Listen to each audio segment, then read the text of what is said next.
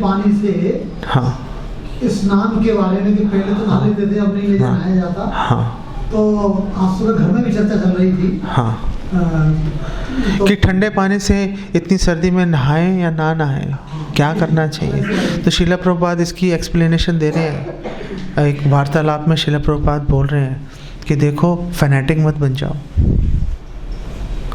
अगर आपको सूट नहीं कर रही कोई चीज़, अगर आपकी सेहत खराब होने का खतरा है, तो गर्म पानी से नहा लो। श्रील प्रभुपाद तो बोल रहे हैं कि अगर सपोज आप प्रीचिंग के लिए ट्रैवल कर रहे हो, आपको प्रसाद नहीं मिल रहा, होटल में खा लो, भूखे मत रहो। एक्चुअली में भक्ति सिद्धांता सरस्वती ठाकुर एकादशी के दिन एक भक्त को किसी काम से भेज रहे थे। तो श्रील प्रभुपाद भक्ति सिद्धांता सरस्वती ने उसके लिए अन्न प्रसाद बनवाया एकादशी के दिन, और उसको बोला यार खा के जाइयो, ताकि तबीयत खराब नहीं होनी चाहिए, काम इम्पोर्टेंट है, काम होना चाहिए। वो तो भक्त ने कहा ठीक है, मैं पैक करा के ले जाता हूँ, टाइम आएगा खा लूँगा। उसने खाया नहीं एकादशी को। लेकिन भक्ति सिद्धांत सरस्वती सिद्धांत प्रस्तुत कर रहे हैं, इम्पॉर्टेंट सेवा है, इम्पॉर्टेंट सेवा है। इम्पॉर्टेंट ये है कि आप लंबे समय तक कैसे सेवा करते रह सकते हो। कन्फ्यूजन है, भक्तों से सलाह कर लो, बात खत्म हो गई। प्रभुपाद बोल रहे हैं अगर सिचुएशन में कहीं पे प्रॉब्लम है, सिचुएशन एडजस्ट करके ये सोचो कि सेवा कैसे करनी है। ये मत सोचो कि मैं अपने नियमों का कितना पक्का हूँ, दिखा के रहूँगा दुनिया में, झंडा गाड़ के रहूँगा। आप पहले से अपना अरेंजमेंट करके चलो, वो और भी अच्छी बात है। आपको वो नौबत नहीं आए ऐसी कि आपको बाहर से खाना पड़े, वो नौबत नहीं आए, अच्छी बात है। लेकिन प्रभुपाद कह रहे हैं अगर इमरजेंसी है, खा लो यार, काम करो, मर मत जाना बस। श्रील प्रभुपाद का ये कहना है कि मरना मत, खा पी के काम करो। ठंडे पानी से स्नान करने से अगर तबीयत खराब हो रही है, गर्म से नहा लो, बैठ के चैंटिंग करो, बात खत्म हो गई, कोई बड़ी बात नहीं है। ठीक है। लेकिन कई एग्जांपल ये भी मैंने पढ़े हैं कि लंदन में भी वहाँ इतनी ठंड थी, वहाँ पर ब्रह्मचारी फिर भी जो भक्त कर सकते हैं करें, जो नहीं कर सकते वो गर्म करके नहा ले, उसमें क्या बड़ी बात है। भगवान ये थोड़ा बोलेगा तू गर्म से नहाया था, चल नरक चला जा, ऐसा थोड़ी ना होता है। जो कर सकते हैं करें, लेकिन अगर किसी की सेहत अलाउ नहीं कर रही तो फिर ज़बरदस्ती में तबीयत ख़राब हो जाएगी, बीमार पड़ जाएंगे, हॉस्पिटल पहुंच जाएंगे, उसका क्या फ़ायदा। प्रैक्टिकल चलना पड़ेगा, प्रैक्टिकल होना बहुत ज़रूरी है। और जैसा मैं बोल रहा हूँ कि कहीं पे कोई कन्फ्यूजन है, आप सीनियर डिवोटीज के साथ कंसल्ट करो, गुरु से पूछ लो, बात खत्म हो गई। वो है ही इसलिए बताने के लिए तो है। ठीक है। तो जी जैसे भजनानंदी जो है और गोष्ठानंदी का परंपरा है, तो भगवान जो है गोष्ठानंदी भक्तों से ज़्यादा प्रसन्न होते हैं क्योंकि रिस्क उठा रहे हैं। हाँ। तो भजनानंदी लोगों को क्या मतलब नहीं, भगवान उनसे उतने प्रेम करते हैं। लेकिन जो गोष्ठानंदी है, भजनानंदी अगर 1 साल में पहुंचेगा भगवान क्या, वो 1 महीने में पहुंच जाएगा, क्योंकि रिस्क उठा रहा है भगवान के लिए। भगवान कह रहे हैं भगवत गीता में 18वें अध्याय में कि जो मेरी शिक्षाओं का प्रचार कर रहा है, जो मेरे लिए रिस्क उठा रहा है, उससे प्रिय मेरे लिए कोई है ही नहीं। भगवान खुद ही इस बात को बोल रहे हैं। ठीक। हाँ, यार मैंने पढ़ा भी था और सुना भी था कि भजनानंदी मतलब कि भगवान के धाम ही जाएंगे। अच्छा, कहाँ पे पढ़ा था आपने? मेरे पास मैंने रख रखा है अपने उसमें। हाँ, ओके। हो सकता है, देखना पड़ेगा किस कॉन्टेक्स्ट में चल रहे हैं भजना। मैं बता रहा हूँ, थोड़ा सा प्लीज एक्सप्लेन कर दीजिएगा। मतलब पहले की बात नहीं, अभी के, क्योंकि उनको अपनी फिक्र हो गई है कि मैंने, और ये विदुर नीति में भी मैंने आज सुना था कृष्ण और पढ़ा मैंने बहुत कार्य था। अच्छा। तो बोल रहे हैं कि उन्हें अपनी फिक्र हो गई है कि अगर मैं भक्तों के बाहर जाऊंगा तो मेरा फॉल डाउन ना हो जाए, वैसे जैसे। तो क्योंकि उसके अंदर अपनी चिंता लगी हुई है, अपने बारे में सोच रहा है, वो भगवान की प्रसन्नता के बारे में नहीं सोच रहा, इस कारण से अभी उसमें टाइम है जाने के लिए। पहले वो प्योरीफाई होगा फिर जाएगा भगवत धाम। एक ये पॉइंट है। एक माता जी हैं तो उन्होंने मेरे से बोला था कि अब बहुत हो गया प्रचार, अब मैं घर बैठ के भजन करूँगी और प्रभु जी भी करेंगे। नहीं, कोई अब बहुत हो गया प्रचार, अब मैं घर बैठ के भजन करूँगा या करूँगी, बकवास बात है। माया से लड़ाई खत्म नहीं हुई है। हम आखिरी सांस तक माया से लड़ेंगे। हम जब तक हमारे शरीर में खून की एक बूंद है तब तक हम प्रभुपाद की जो लड़ाई माया से चल रही है हम उसमें पूरी जी जान लड़ा देंगे।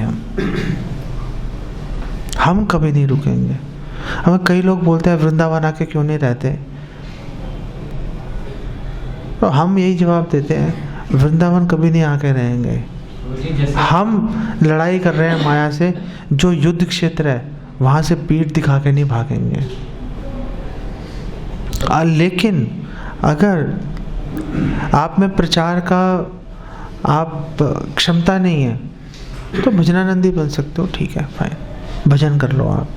लेकिन अगर प्रचार की क्षमता है और आप भजन में लगे हुए हो प्रचार को छोड़ के, वो प्रॉब्लम है, वो अच्छी बात नहीं है। प्रचार नहीं कर सकते तो जो प्रचार कर रहे हैं उनकी सेवा करो। उनकी सेवा करो। जो आप प्रचार नहीं कर सकते उनकी सेवा करो, लेकिन उसमें आप भजन ज़्यादा कर सकते हो उसके अंदर। लेकिन जो प्रचार कर सकते हैं वो भजनानंदी बन रहे हैं तो प्रॉब्लम है फिर। माया सबसे स्ट्रॉन्ग है, तो उससे लड़ने के लिए हमें उससे पावरफुल होना पड़ेगा, तभी हम उससे जीत पाएंगे। और मतलब जैसे बता रहे थे कि पावरफुल होने के लिए हमें निरंतर भजन कीर्तन करते रहना पड़ेगा, प्रचार करते रहना पड़ेगा, ताकि हम स्ट्रॉन्ग हो जाएं, तभी हम माया से जीत पाएंगे। पर उसमें बोला गया है कि अगर आप अकिंचन भक्ति नहीं करोगे तो आप छोड़ दोगे, आप यहीं पे रहोगे दोबारा।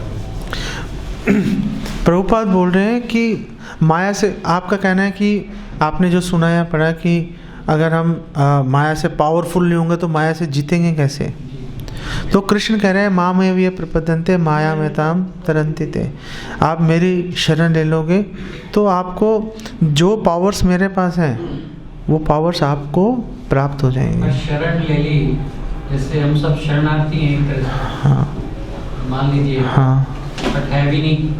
अगर हमारी शरण इसी बेस पे, इसी स्टैंड पे चलती रहे तो कुछ होगा नहीं ना हमारा। किस स्टैंड पे चलती रही? जैसे अभी हमारा स्वार्थ भी है, हम अपने बारे में तो अभी हम भक्ति में भक्ति करने का प्रयास कर रहे हैं। अभी हम एक्चुअली में भक्ति नहीं कर रहे हैं, तो साधन भक्ति हम जो शुरू किया है हमने, अभी हम कोशिश कर रहे हैं कि हम अच्छे से भक्ति कर पाएँ। अभी हम कर नहीं रहे हैं, अभी तो उसकी छाया है ये उसकी। लेकिन तरीका यही है, यहीं से रास्ता मिलेगा आगे जाने का। वो जो दरवाज़ा है शुद्ध भक्ति का यहीं से खुलेगा। माया पर विजय प्राप्त करने का तरीका जो है वो यहीं से है। और जो भक्त अपने बारे में नहीं सोच के दूसरों के बारे में सोचता है, भगवान उसको एक्स्ट्रा प्रोटेक्शन देते हैं। प्रभु जी रियलाइजेशन टाइमली तो आएंगी कि मेरे पास तो आ नहीं रही धीरे धीरे। तो अभी तो आप बच्चे हो ना, अभी तो आपने कदम रखा ही है। बच्चे हैं, एक दिन बड़े भी होंगे और खत्म भी होना है। हाँ सो मेरे कहने का, हाँ बोलो पॉइंट ये है मेरे कहने का कि मतलब जैसे जिस तरह से आप स्वार्थ की बात चल रही थी कि आपका मोटिव केवल भगवान होना चाहिए और कुछ नहीं, और भक्तों की सेवा, तो ही आप कुछ कर पाओगे। अदरवाइज आप कितनी ही माला फेर लो, कुछ नहीं होगा। मतलब वो आपका कहना ये कौन कह रहा है? मैंने पढ़ा है प्रभुपाद वाणी। हाँ फाइन, मैंने इस तरह से ये बात नहीं रखी। जो प्रभुपाद वो कह रहे हैं वो देखना पड़ेगा कि किस कॉन्टेक्स्ट में बात चल रही है। उसको ऐसा नहीं है कि भजनानंदी भगवत धाम नहीं जाएंगे, वो भी भगवान के भक्त है, भगवान उनको क्यों छोड़ेंगे। लेकिन जो गोष्ठानंदी है वो डेफिनेटली भगवान के ज़्यादा प्रिय हैं। कहा कि आपने भजन किया, नेक्स्ट टाइम आपको कुछ समृद्धि मिल गई, फिर आप उस धन के चक्कर, वो सकाम कर्मी की बात कर रहे हैं हम। तो प्रभु जी जैसे मैं कृष्ण भक्ति कर रहा हूँ थोड़ी बहुत, हाँ, तो मैं जाने के लिए योग्य नहीं हो पाया, तो अगले जन्म में कुछ समृद्ध परिवार मिलेगा, अच्छी तरह से भक्ति कर पाऊँ, पर मैं उसकी अपॉर्चुनिटी को नहीं ले पाया, फिर से मैं फंस गया, तो फिर तो वही माइनस करता जाएगा ना फिर तो। हाँ चलेगा, इसीलिए तो प्रभुपाद बोल रहे हैं कि यही जीवन को आखिरी बनाओ। हाँ तो ये आखिरी तो जब ही बनेगा ना जब निस्वार्थ हो जाएंगे। हाँ तो बनो निस्वार्थ, बनने से कौन रोक रहा है आपको? नहीं रोक कोई नहीं रहा, मैं खुद ही रोक रहा हूँ हाँ अपने आप को। हम ही खंबे से चिपके हुए हैं ना। वो अष्टावक्र जी ने बोला, अष्टावक्र जी खंबे से चिपक गए थे, छोड़ो मुझे छोड़ो। बोला क्या कर रहे हो? वो बोला यही माया है, बस हम ही चिपके हुए हैं उसके साथ में, माया थोड़ा चिपकी हुई है हमें, हम ही पकड़ के बैठे हैं उसको। आप निस्वार्थ, आपको पता है निस्वार्थ बनना चाहिए, बन जाओ,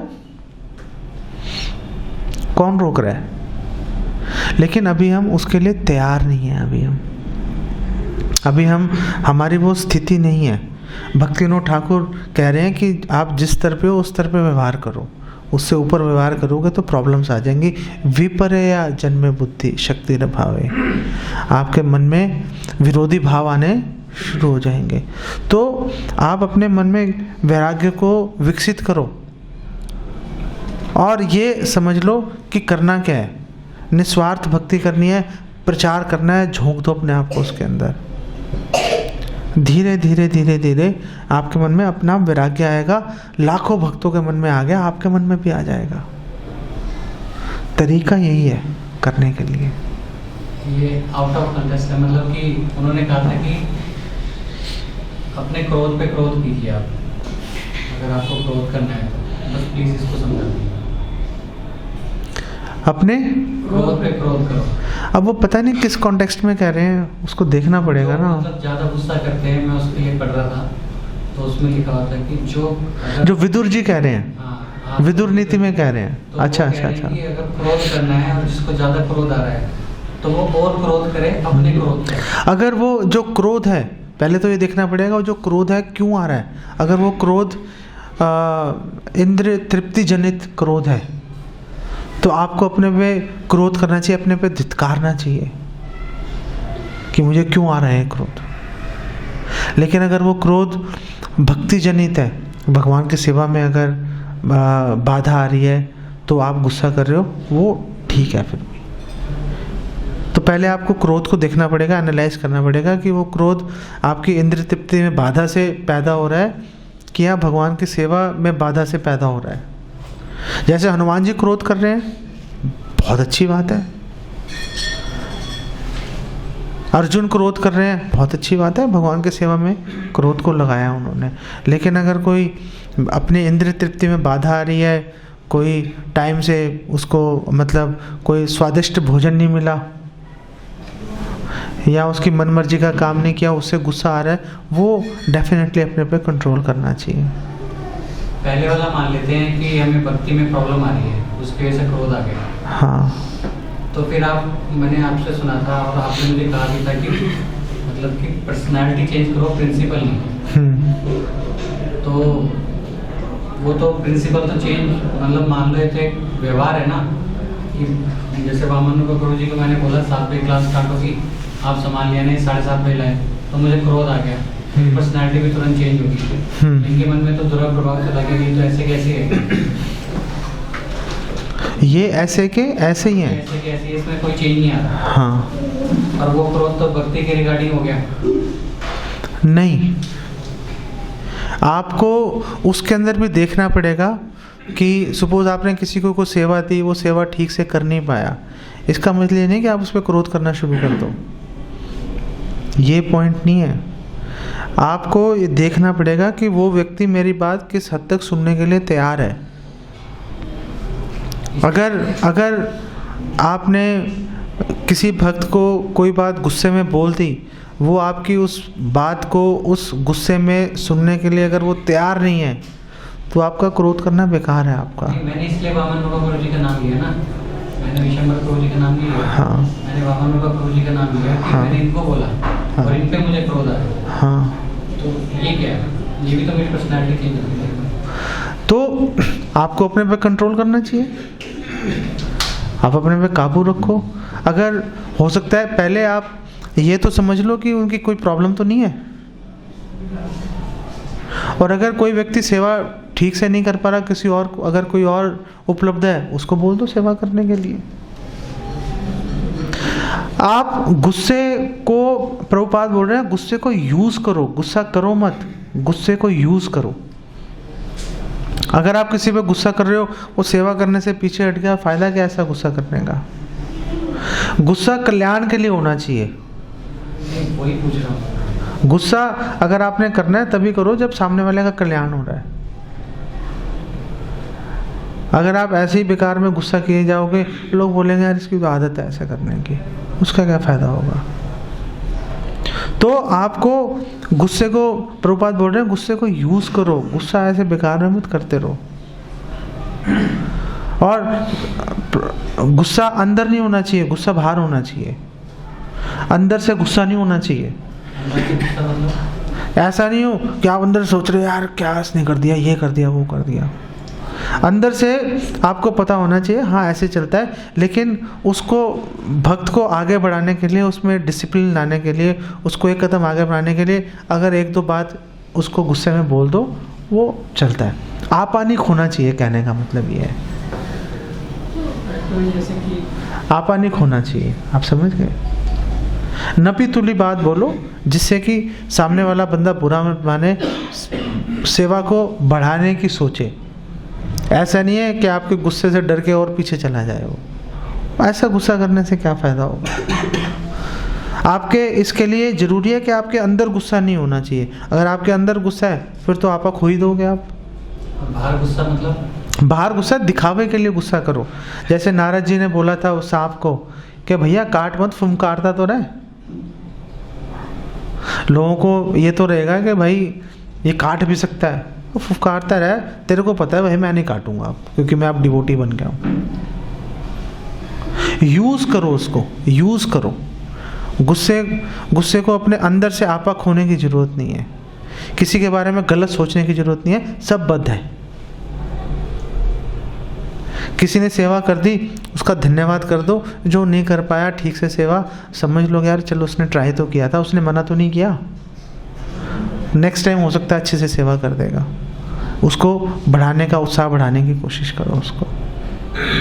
ये चीज़ें एकदम से नहीं आती, टाइम लगता है। धीरे धीरे ये जो आपकी पर्सनैलिटी में, आपके व्यक्तित्व में धीरे धीरे ये बदलाव आते हैं, एकदम से नहीं आते।